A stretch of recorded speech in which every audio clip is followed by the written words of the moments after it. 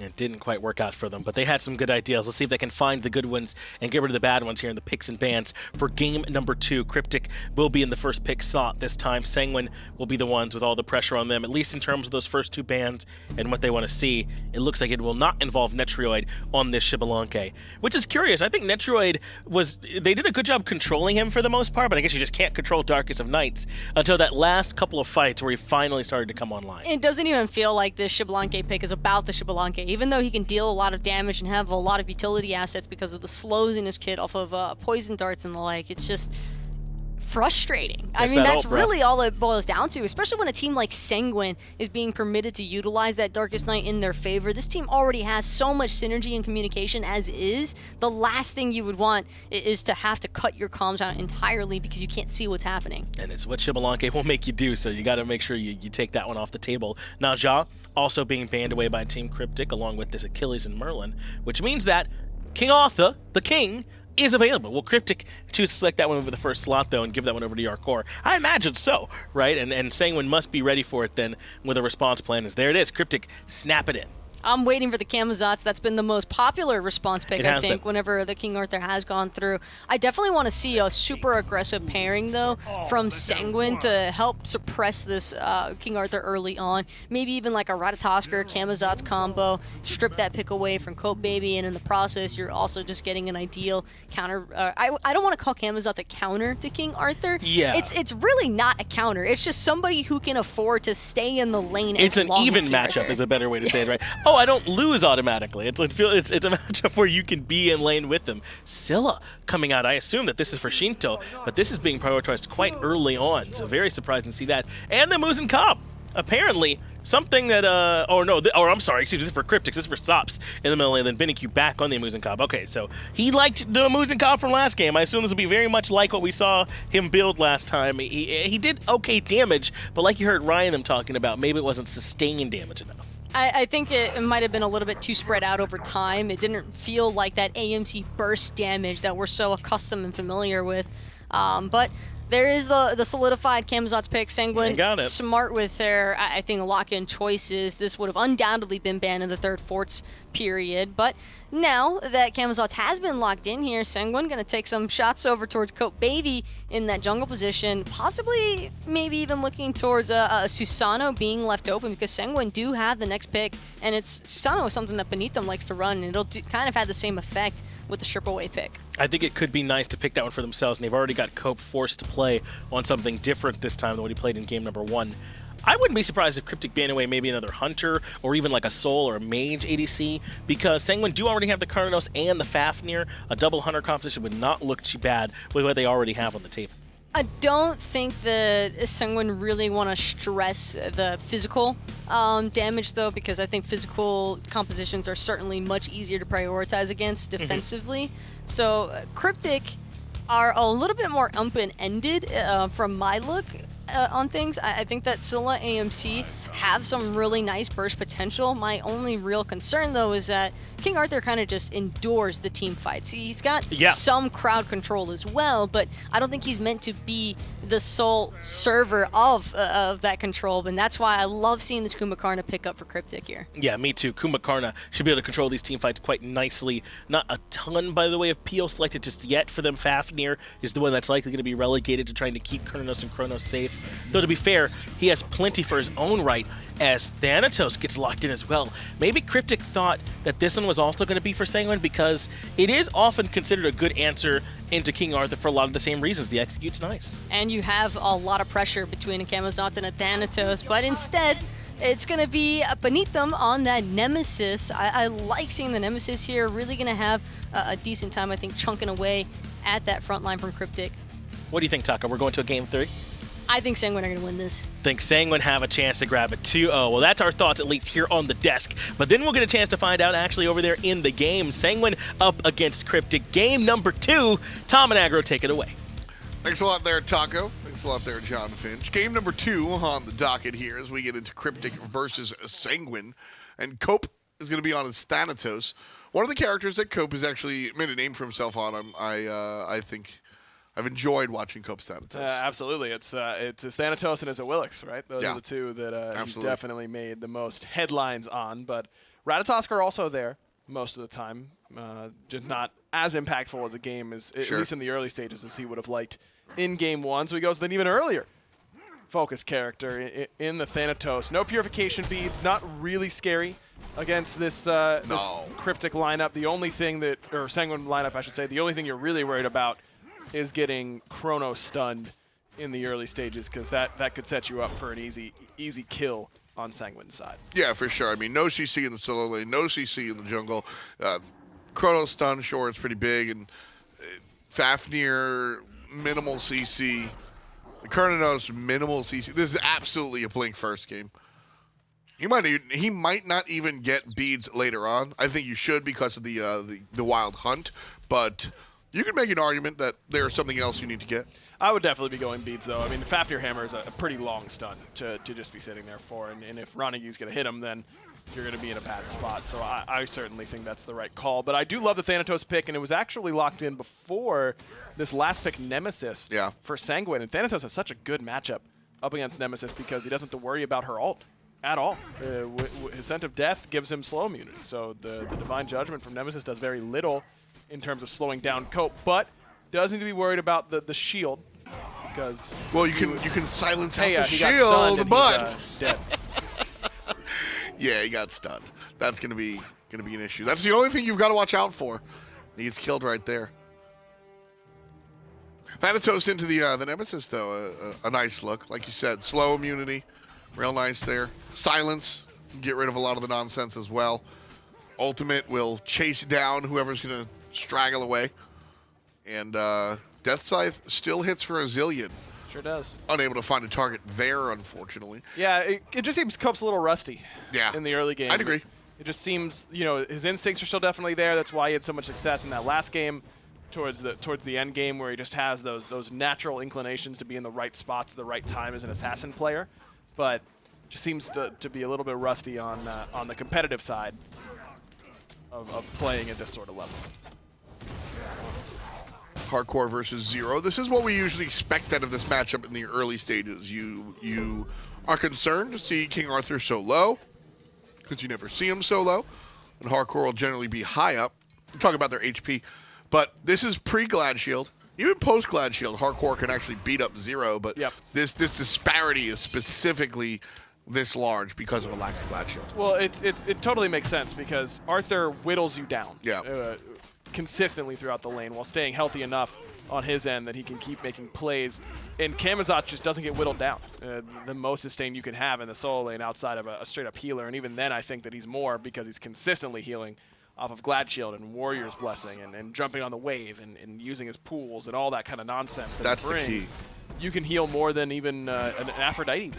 I mean, people have asked, we see the Camazotz as a response. So he's going to get ulted here, but should be fine, and he will be.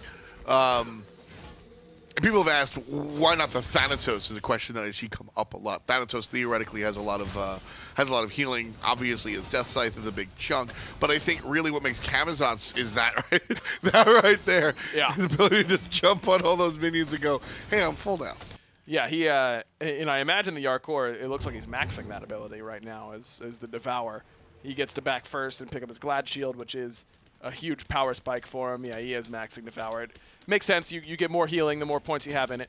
It's you want to max that.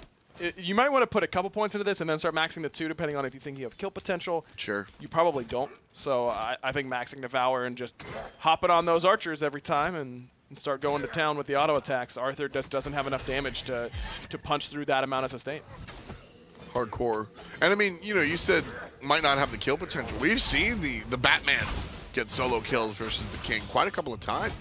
It's usually by way of auto attacks, right? Yes. And just the fact that he gets so much extra physical power by receiving that screech.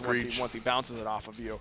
The Warrior's Blessing feels like a necessity in this lane up against the Camazotz by Zero to reduce some of that tick damage. I've seen a lot of solo laners in this matchup. They both end up rushing Glad Shield and foregoing the Warrior's Blessing altogether. And that seems like the best case scenario for Camazotz, who has way more tick damage than Arthur does. I would much rather be reducing those Vampire Bats than the big spins off of Twin Cleave. Sanguine looking for the aggressive play in the enemy jungle. Drops a ward there as well. Quickly backs off, but I like the vision placement more than anything else.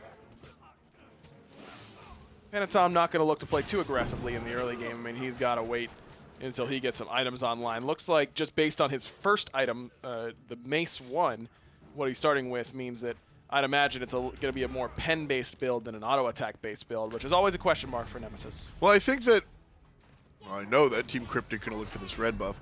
I generally like Nemesis to begin both auto-attack build, both basic attack build and ability-based build. Start with a Jotuns. I think the 25% cooldown reduction on the ultimate, because the ultimate is absurd.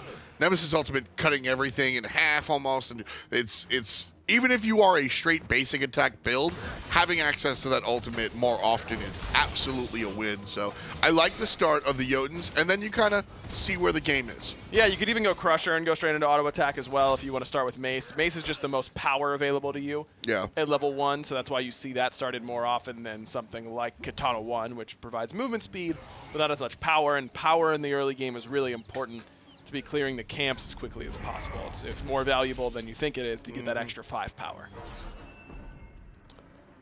Cogsilla. Stops with the old throwback there. Shout out to MLC. Totally did a video with MLC recently, reminiscing on the days of the Scylla and the win for Barracuda and the boys back in Season 1. You were a fan back then, right? Yeah, of course. I was rooting for them. So that was a fun team to watch for sure. That was them in Cog Red.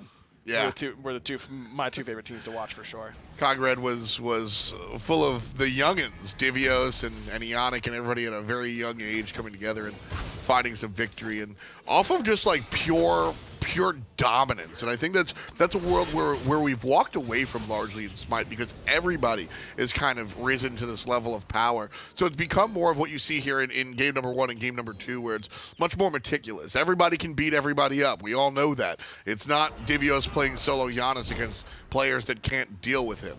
So now we have to get a little bit crafty. You've got to think about this sustained matchup in the solo lane against King Arthur. You've got to think about the culmination of how to take care of the larger objectives, something that Team Cryptik didn't do in game number 1. And I want to see Cryptik pay more attention to the objectives, and that's why I like these repeated invades. I think they're getting in the right headspace. Easy invades as well, when you've got a Scylla who can secure a buff over a wall very easily. This Thanatos being very aggressive. In fact, Cope's going to have to use the ultimate as Ranagu actually jumps in and transforms early. Cope all the way out. The dual lane going to be gone as well. NEQ with the attack speed boots this time around, slowing down Rangyu. Mineral here as well on the Kumbhakarna. I've always liked Mineral on Kumbha. I think Mineral does his best work when he's on these classical supports, these peel-oriented characters, very, very classic support mentality I see out of Mineral when I watch him play. Yeah, he definitely has that sort of vibe, and a disruptive player, I would say. He wants to really annoy you, and that's why Kumbhakarna is a perfect pick for that sort of play style. It just gets in the middle of the team fight, and there's not a whole lot you can do about it after that. He's just there and CCing you all the time. That's what Kumbhakarna does to you. Just over and over again. Netrioid here on the Kerninos. Interesting. Kerninos is one of the characters that we saw bring out some of the stranger itemization because of the Rune Forge and how all that works. And yet, Lightblade, right side, Hardcore in some trouble. Zero blinks over the wall, or Cope maybe blinks over the wall. Zero already doing some damage. But I always say with respect to Thanatos, if you miss your one, you better run. Once that Death Scythe is out, that's the majority of what Thanatos wants to do to you. Cope's blink is down, but with Yarkor's ultimate down as well, it gives a pretty good window for Cryptik to stay aggressive on this right-hand side, should they choose to do so. Instead, it'll just be securing the blue and walking away. Cryptik's done a great job of controlling the map thus far, but despite that, it's still Sanguine with the lead, which is surprising, because they haven't gotten a red buff in 3 rotations. They must have total mid-camp control. It's the only way that I could envision them. I mean, they've gotten about the even number of coups. Well, a little bit of that comes from First Blood. Sure, a little bit comes from First Blood. That is definitely true. But still, to have about 1,000 gold lead 10 minutes in when this is the first red buff you've gotten in the last 3 respawns is surprising. I think that some of that also comes from Hardcore. He was able to push Zero under tower for the majority of the early game as well. Now I think it's a different story. Players just boxing and fighting because they have the shields. But an invade attempt from Team Cryptik's duo lane here up by the purple, and it will be successful. Benny Q isolated, going to be ulted by the Nemesis. There is help from the Hunter, and up goes Cope looking for control. Benny Q very low and going to be popped all the way down. Sops is the ultimate. Cope finds Netrioid, gets him with the 1-2 combo. And the Thanatos going to live to see another day. Sops, on the other hand, a bad ultimate. And Cope in trouble now. Patatom turns it around, and Mineral going to fall as well. Wrong you. Puts number 4 up for Sanguine. They're on the chase. Shinto has a great angle to this fight, but Sops takes the right escape option. Just can't afford to stick around for too long. Shinto still here. Misses the stun, though, and that'll end the chase in the mid lane. But Panatom's patience on that fight was very, very impressive. He just hung around, kept Sops from positioning too aggressively, and at the same time was able to dash in, clean up some kills pretty easily once the stuns were there onto Cope. The instincts of Panatom really on display. And I called that was a bad ultimate from Sops because of Panatom's presence. Sops just didn't whiff and miss completely. It was Panatom's presence pushing him out of a good position, not allowing him to really find a better ultimate. And when you're playing that Scylla, that's really what happens is that you see the opportunity. You're usually playing very far away. You've dropped your crush down, and you're either leaving it down there for the protection strategy or you've already popped it. And you're just kind of sitting there waiting.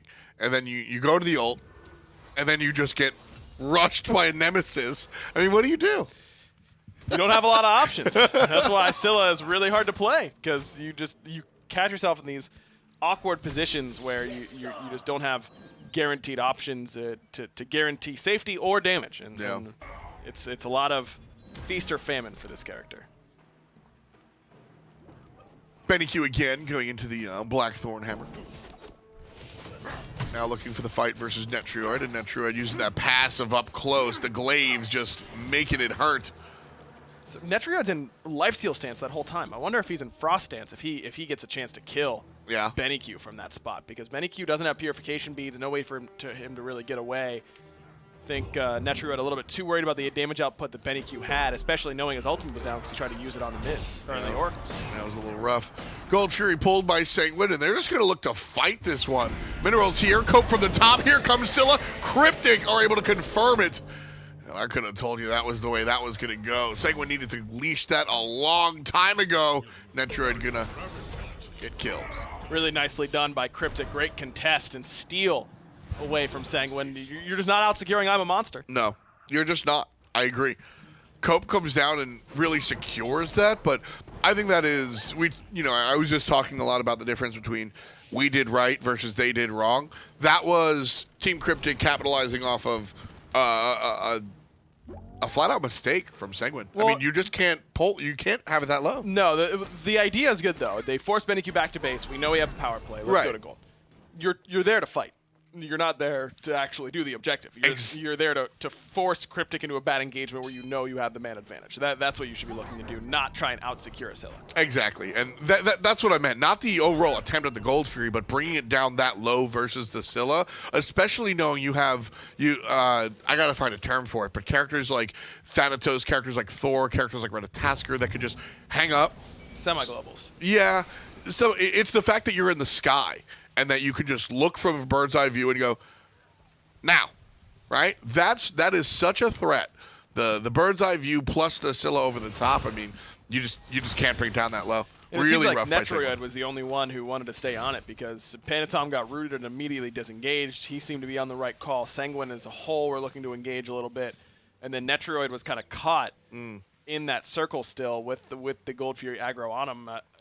I'll bet you he was trying to drop it, but just got stunned by hovering death. Yeah, that certainly happens. You see it a lot with circle abilities where players will take more damage trying to, like if you're by the C in COG, you'll run out towards to the right, and you'll just wind up taking more damage than if you exit easily. You see that sometimes when players trying to run towards the fountain, and the Gold Fury's still in aggro, whereas if you just run out towards the mid lane, you can drop that aggro much more quickly. Really, it's the minutia, but it's the minutia that changes those scenarios there. So Sanguine suffer because of it. A little bit rough stuff there. That being said, Sanguine's still in a pretty good spot in this game. It's time. They've got a small experience lead in mid, but falling behind a little bit in experience in jungle and in ADC. So it's basically tied so far in this game, despite losing that last objective. Kronos, of course, also, you know, a character very close to my heart. I really like Kronos, but his power in the late game is near unrivaled, and I'm not sure if he's under-selected. I think he's a niche character. I don't think he kind of one-size-fits-all isn't exactly the terminology that I would use for him, but when he shows up, he becomes very, very powerful, and, I mean, you get Kronos stunned, Kronos won, and Kronos gunned. 3, 1, and 2 basics in the late game, and it's over. Yeah, you're dead just about every time. And this late game comp for Sanguine is very strong. I think Fafnir is really, really good in the late game. Kronos obviously great. Nemesis great in the late game. The Camazotz falls off, but so does King Arthur. Thanatos does on the other side. If Benny Q's going to build the way he did last game, then he probably won't be doing too much late game. But already with an Executioner, that's the pen we like to see, Benny. This alone, and again, like I said, the attention to the abilities isn't even an issue for me. AMC is one of the rare characters that can kind of go both ways with respect to being a basic attacker or an ability-based character. When you look at Uller, you're like, oh, yeah, okay, Uller, Neath, you're going to, Scotty, right? Build maces. When you look at Rom, you're like, well, build attack speed. AMC can kind of do both. He's got hives, but he also has bees. Here, I'm totally fine with this build. Perfect setup for Mineral, but Cope a little bit late on the firing of that Death Scythe. He's going to have to take to the sky, but it did cost Shinto both relics. And it was only Sprint and Hovering Death used by Cryptik. So despite that feeling like it could have been a kill, they end up on top. Scary damage though, and right now it's just Bancroft's boots and Demo grip so far. This next ring, Telkines. Telkines? Yeah, Telkines. It's expensive, but it adds it's got good stats and adds a lot more power than you really feel like it should to each of your auto attacks. Interesting. I think Telkines is the right call. Don't like shamans on Kronos very much. No, I mean, why is that? You're already 3-shotting people, right? I mean, you don't need that extra 10%. You need efficient stats, and it doesn't give you attack speed. You're already getting movement speed from Telkines and Accelerate, so you don't really care about the movement speed. 100 power though. Power's nice, but you get like 90 from Telkines. It's not that much of a difference, and you're adding more to your auto attacks. You're building to where you want to be in the late game. You're not planning to win with Kronos with 4 items. You're planning to win with 6. Oni Fury already down to 40%. Team Cryptik leash and are looking for the fight much more efficiently than Sanguine did last time. That's what Sanguine needed to do. Cryptik, though, with the better moves, not finding the fight that they were looking for. A lot of times you'll see Kronos's build the hastened ring here. Shinto able to hastily walk out of trouble. Here's a little bit more, though, as Zero confirms, and Hovering Death is around, but Cope not looking for it, instead goes to the right-hand side. Sob's very low, and Benny Q from the left, full HP and ready to tango, and that's going to be a kill on a Patatom by Zero. Yarkor looking for something, but just doesn't have enough damage to bring down Mineral all by himself. Netrioid here and ready to join the fight. He's got a kind of awkward angle. It doesn't really feel like he can loop around from this position. Good target switch there by Cryptik. Shinto was the obvious choice. He had no relics, but once Panatom used the purification beads and was that far forward, a good adjustment by Cope and the rest of Cryptik to help peel for Sops. So far, better look for Team Cryptik. Tied up at 19 minutes. We've got 7 kills, Sanguine with 4 of them, but Cryptik with an answer back of 3. And man, that experience chart, it looks like a gold. Yeah. Both That's very rough. back and forth. What do they Up look and like? down. I didn't mean to cut you off. Oh, no, I didn't really have something to say. Oh. What do you say, like a fan's heart rate monitor? I don't know. Come on, dude. I thought you might have something. No. Most of the time you do. Thank you. Yeah, you're welcome. It's just objective fact. Most of the time you do. Thank you. You'll get them next time, bud. Keep it up. Thanks, man. Aggro is really nice to me. That feels good. That's what I'm here for.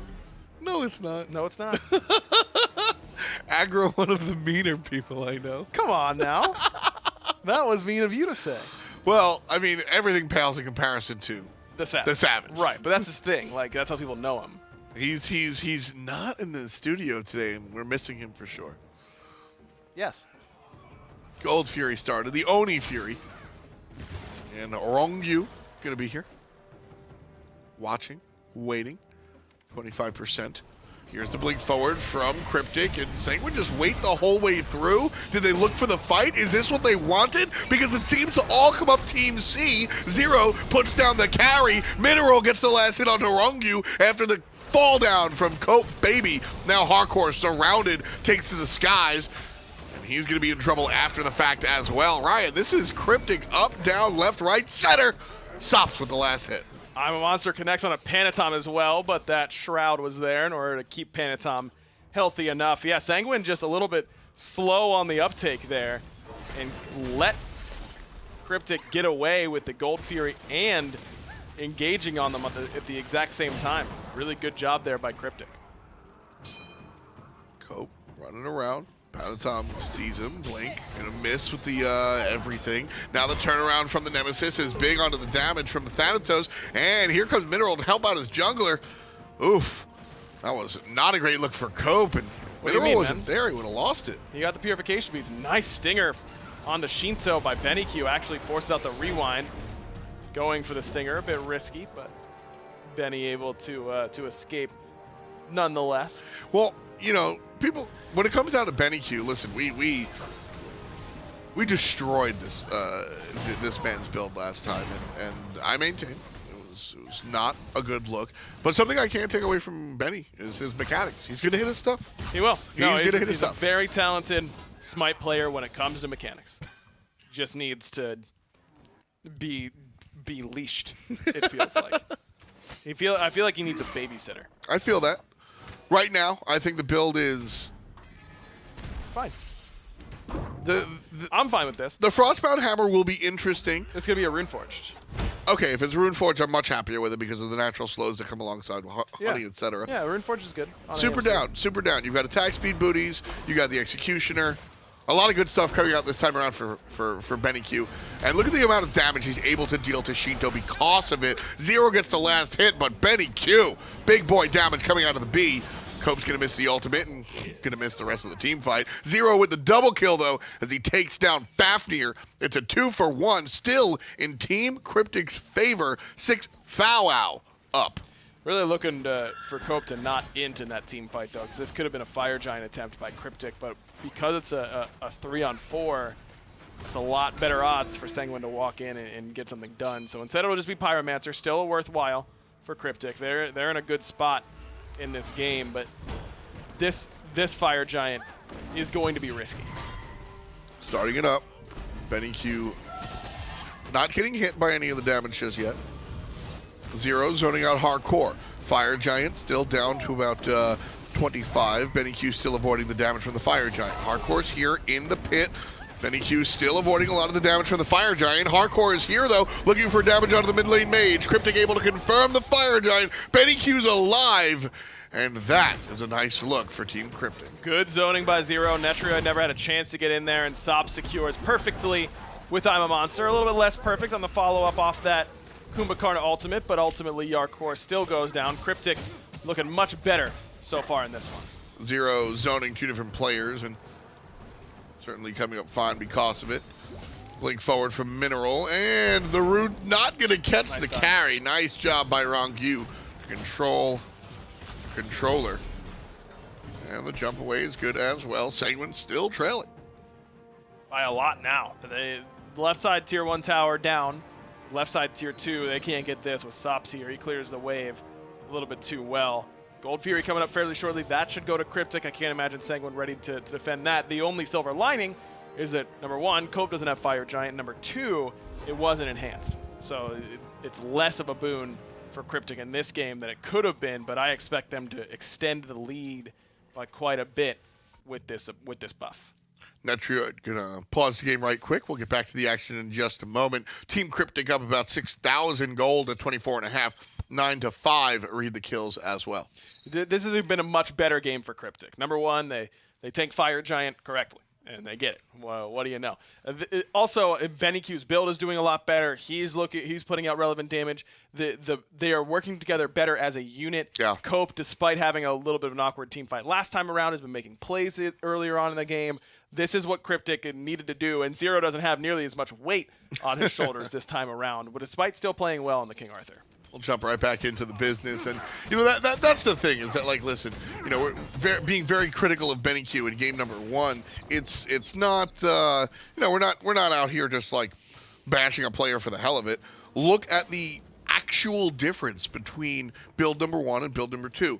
And I understand that there are a slew of different variables going on here, but BennyQ is contributing so much more to this game than he did in game number 1. It's not even funny, comparable, or anything close. He's an actual team member here, whereas last game, Ryan, I mean, I understand it's a bit BM, but maybe even a liability. Well, this time around, Cryptik working together better, and BennyQ is part of that. Absolutely.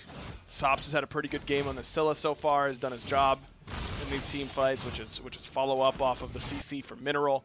Mineral has been a real nightmare to deal with on the side of Sanguine. This Kumbhakarna has just been consistently getting purification beads just about every single fight. Well, another brief moment in the action.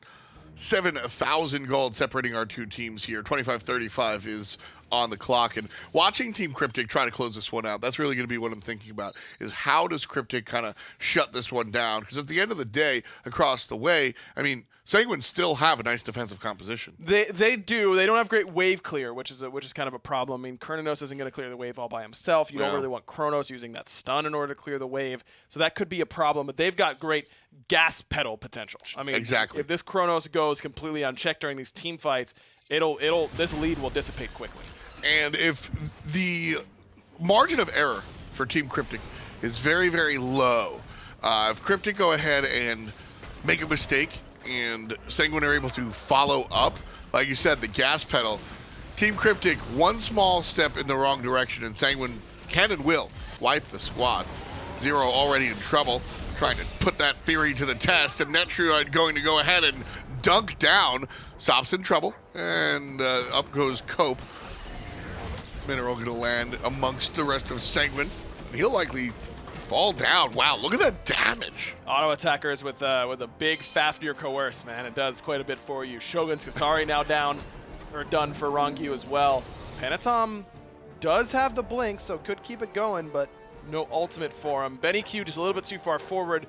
That kind of forces Zero to engage because everyone's looking towards the Hunter, but great cut down by Panatom. Sops never gets a chance to use that Sentinel. Here is the turnaround that Cryptik's going to be worried about. This is exactly what we mentioned. It's like we said, and this is what could happen. Exhibit A, B, and C right here, folks. Sanguine take advantage. Team Cryptik misstep on the tier 2 tower, and Sanguine are able to punish them so hard that they get a mid lane Phoenix. Yeah, the double auto attackers are really difficult to stop in this position, especially with Shinto hitting level 20. And remember, it's not just that he's getting power from items. As the game goes longer, he gets power by the game going longer. Yeah. So that's part of Kronos' passive. So he can afford to go for something a little bit more defensive. I don't love this Breastplate of Valor this time around for Shinto. I was going to ask that because we've seen it not just on Shinto, but a number of mid laners will go 5 dedicated power items. I'm used to seeing, 6 straight power items, but this Breastplate keeps coming up. Yeah, I liked it more in the last game. Ideally, as Kronos, you just kind of kite backwards as Zero spinning at you, and you hit him with 10 auto attacks and he's dead. Sure. That's the ideal scenario, and I don't think Breastplate really helps you in that regard. I guess you're worried about the blink that Zero has can help him close the gap. I mean, blink on Zero and Cope makes it a little bit more difficult to position, but now that he's got Obsidian Shard, honestly, he'll still hit you with 12 autos and kill you. It just requires a little bit more from this position. I think that ultimately he might end up selling this. I think that a Mantle of Discord does him a whole lot more good than a Breastplate of Valor, but that's really expensive to commit to. I feel you that. Still need Obsidian Shard, so this is kind of a stopgap in my mind until he can go back and buy Mantle later on. Ob Shard over the spear? Yes, yeah, your job is to kill tanks here if you're Okay. Shinto, and you do it really, really well. Kronos kills tanks really, really well. Yeah. So just get the Obsidian Shard and hit the people that are in front of you. No reason to try and overextend to hit anybody else. I like the lack of a hasten ring. I think that's a crutch. I like the other options so far. Nice build coming out from the Kronos player. Panatom here, keeping an eye on the flank, wants to make sure that nobody surprises the opposition. Or maybe he can be a little bit of a surprise himself. Sanguine now gaining control of the Fire Giant pit and able to push the opposition out. Coat Baby going back to the mid lane. And this is the advantage of having a Phoenix down, is that you force someone to pay attention to it. So you should always really know where Cope is, because you know he's pushing mid lane in this position. That's why Sanguine's so aggressively positioned around this tier 2. I like this. It forced Cryptik to do something. Yeah, exactly. This is, again, Sanguine's ability to take advantage of one small misstep because the composition is very large, and they're trying to force Cryptik into making said misstep, and here, Cope Baby might have been able to be that target. Takes to the sky, goes away, and lands safely under his own tower. Here comes Sanguine, jumping towards middle. Rongu in a bad spot, but able to walk. Panatom blinks over the wall, cutting down Sops, but that's about it. Yeah, a bit of an awkward blink there for Panatom. Just blink slice and dice on the full health Scylla doesn't do a whole lot for you, and Sanguine end up giving up this chase because the teleport was still available from Zero, and Cryptik, they do have the sprint, and Zero still has his blink. I wonder if he can, how much energy he has. Does he have enough to blink and hit Excalibur's Wrath, the big ult on Aranagil? Keep an eye on it. There's a blink, and it's going to be some sort of damage on the back line. Blink forward from Cope Baby as well. Zero already out of the team fight. Thanatos out of the team fight, but the bad way as Netrioid cuts down the assassin, and Zero could be next. Great stun. Sops has to dash away, though. Yarkor rooted and taken out. I'm a monster right there for Sops. Good patience for him, and it ends up being a 1-for-1. Shinto has so much movement speed, man. He is so quick. He's gonna really force Cryptik to respect his chase. That might open the window enough for a Fire Giant. They don't need a lot of time with this Fafnir. No, the Fafnir and the damage that comes out of Kronos is also absurd when it comes to objectives. Leo, what is this, man? Benny Q going to be walked down. He should not be there. No, he's dead. Yeah, 100% he's dead. That's not okay. Yeah, the characters that defend Fire Giants well are here's what they do. Ones that have escape options. Benny Q just really good. Not really there. Or like long range, unbody blockable burst damage that you could steal with. I mean, theoretically, you can steal it with the beads, but I'm not going to go all out that far on a limb. I think that was the wrong choice. No, and now he doesn't have Aegis for when he Exactly. respawns, and Panatom's ultimate will be up fairly soon, and this opens up an Oni Fury, this is a great time to get an Oni Fury because you're going to be sieging that mid lane Phoenix, I imagine. Though I guess you could go right from this position, but I like putting pressure on mid lane where I can, and I want to fight while Aegis is still down for Benny Q. I would be pushing with these Oni Furies and or Oni minions rather, and trying to get that mid Phoenix while my minions are starting to push up these side towers. I actually love this play from Sanguine. This is what I was going to recommend that they do, and I like to see it. The 4-1 push. First of all, Kronos is going to delete this tower in maybe 5 shots. You've got the Oni wave. Let Nemesis go in the mid lane and kind of push and walk somebody down. You see her build and how Nemesis has been able to just take care of players individually if they walk out of line too far. Sanguine right now still looking for the pick, and every time that they've tried to goad Cryptik into a bad spot, they're successful. So keep doing it, kind of spread out, make yourself look juicy, and then jump on Team Cryptik when they try to get fancy.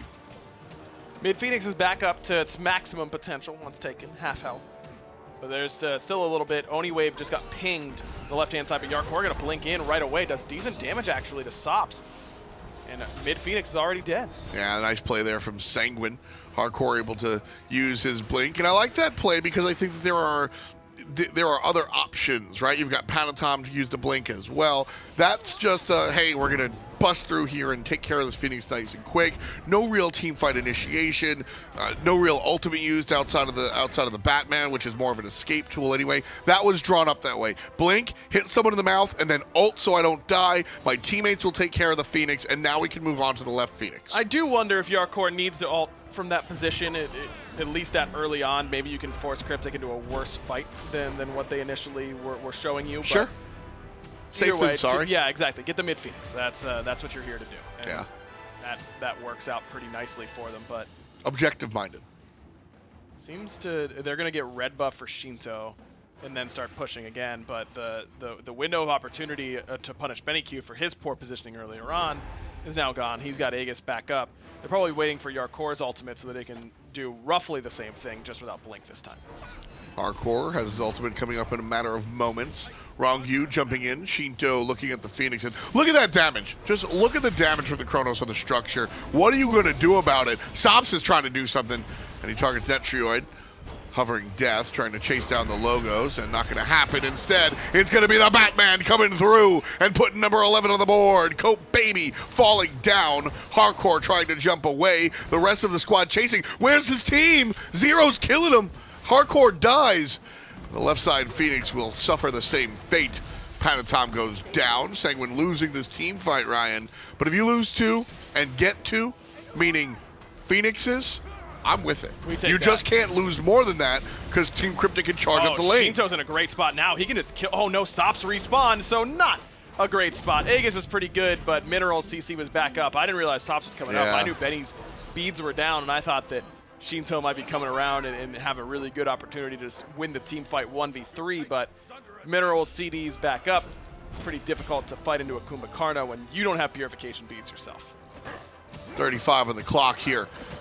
And it's a dozen to a Baker's. Team Cryptik trailing.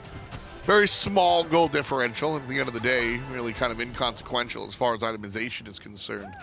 But the wind is in the sails of Sanguine's, definitely.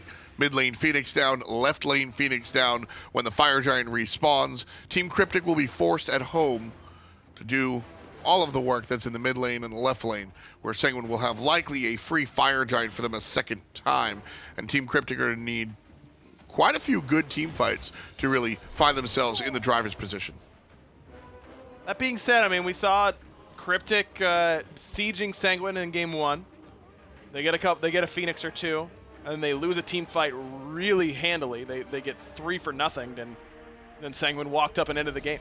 Yeah. Both Phoenixes are exposed in mid and left.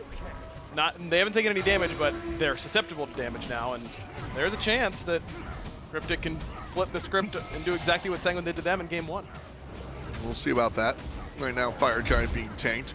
Wrong you. Oh, I love it. I love it, Wrong you. Wrong you is perfectly positioning this. He's making sure that the lava pools are away from his melee. The melee stay to the left side and shift to the right side once they come out, understanding it. He knows the cooldown and the cast time of the fire pillar. Just, that is how I want a main tank to do it. That is it, baby! Wrong you, watching the Sko VODs. Let's go! That was incredibly Finch of you. You usually cut off the let's go after like an extra syllable or 2. You, Finch, lets it ride, and a little undulation on it. You had both. That was actually very Finch. You're absolutely right. Cope Baby trying to make some good plays here, and he'll land on nobody. Sanguine, on the other hand, going to look to punish that. Mineral up front and nobody really behind him. This is a mess for Team Cryptik, but Sanguine admittedly aren't able to really pick up the slack. Not quite yet, and Yarkor is going to be able to teleport in. He's got a good option, and mid-Phoenix is now under siege. That's exactly where Sanguine's going to shift their attention, as it has respawned and won't take Shinto particularly long. In fact, Sops is dead. That I'm a Monster was going to kill Shinto, but he died first. Uh-oh, too bad. Cope Baby takes care of Panatom while Benny Q falls down to the hand of the support. Here comes Rongu with the change, and this is going to be trouble. Netrioid on a rampage, 6-3 and 2. The Titan is under attack, and Sanguine in 2 games take the set. Man, Cryptik was in control in moments of both games. Both game 1 and game 2, they had times where it looked like they were going to be able to win the game, but Sanguine just has these 1 or 2 really good team fights. And again, I talked about it at the very beginning, Sanguine just operates as a team. Yeah. That's what they do, and that's what ends up winning them this set. Really clean stuff. I love what was coming out of the jungle. Love what was coming out of Soul Lane. Sanguine go ahead, take 2 games and the set. Let's break it down. John Finch.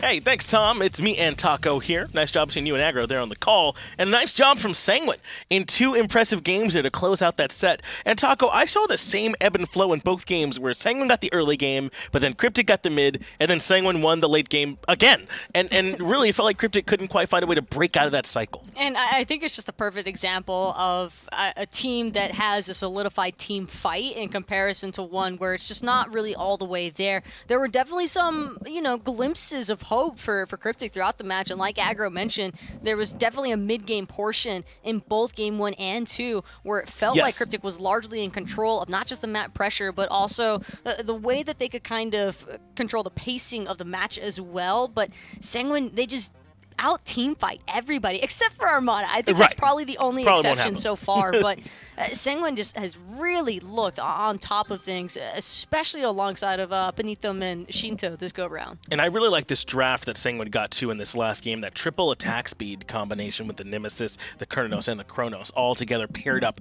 with that Fafnir. They're able to burn objectives, able to burn structures as well. It's just too quickly for anyone on Cryptik to deal with. I mean, you saw some of Shinto's damage in that last fight. He only needed a second to catch out that Sops that Scylla and blew her up. And that's part of the danger of trying to deal with the Chronos-based composition, because there is just so much objective pressure. And I think that Cryptik, they just really struggled with finding another opening like they did in the mid-game to try and break apart Sanguine, but they were just too grouped up all the time. Rongyu was able to provide so much assistance to the Kurnos, to the Chronos, and the other problem too that I think Cope definitely ran into by the time it started hitting that 30-minute mark and later, the Thanatos was having a real tough time finding homes for a lot of those executions, and oftentimes would mostly just go up into the air to get vision before the fights even broke out. Yeah, those hovering deaths getting way less value the later the game went. You saw it in that fight where he ended up way too far forward and blown up. On the final fight on the right side, he went up, realized there was no way he could go in, and just kind of came right back down near his team. So I agree, the Thanatos getting less and less valuable as that game went on. Normally that's okay though, because you have an Amuzin Cobb and a Scylla who can pick up that value for you, the less valuable that you are. But BenQ had a hard time, I thought, at times getting into position to follow up. Sops as well. I mean, you've got a lot of the right pieces there, but they couldn't find a way to break through this composition from Sanguine. I think the primary issue was just the fact that BenQ could not work into the openings nearly as efficiently as like Netrio or Shinto, and that was largely just because of the fact that BenQ's mobility was so limited as is on this Amuzin Cobb. He had some pretty relevant damage, I believe, even, top player damage out of the entire match, but how much of that was just damage over time in comparison to Nethrioid and Shinto, where we saw the burst explosions, and I think that was what would usually lead into the picks that factored into Sanguine's success. Yeah, maybe some of that safety factor helping out there for Sanguine. So they end up grabbing that one 2-0, an impressive win. Maybe not one you'd have expected to go quite that way, but they looked really strong here today. We're still not done with the SML just yet. We've got one more North American set coming your way. Give us a minute. We're going to get everything ready for all those players and those teams, and then we'll be right back here.